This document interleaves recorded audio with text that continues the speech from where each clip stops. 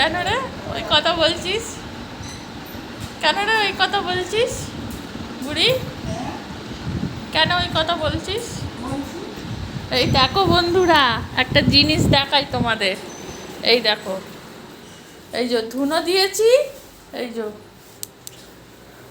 আর candy আর গলুর অবস্থা দেখো। Candy ল্যাজ নাবিয়ে এদিক ওদিক ঘুরছে, ধুনোতে চোখ জ্বালা করছে তাই। এই দেখো। কি ধুনো দিলে ভয় পাও তুমি? হুম, ধুনো দিলে ভয় পাও?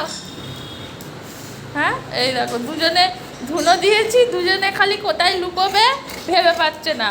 ওই দেখো ক্যান্ডি কোথায় যাবে ভেবে পাচ্ছে না, ঘরে ঢুকতে পারছে না, দালানে ঢুকতে পারছে না, কোথাও।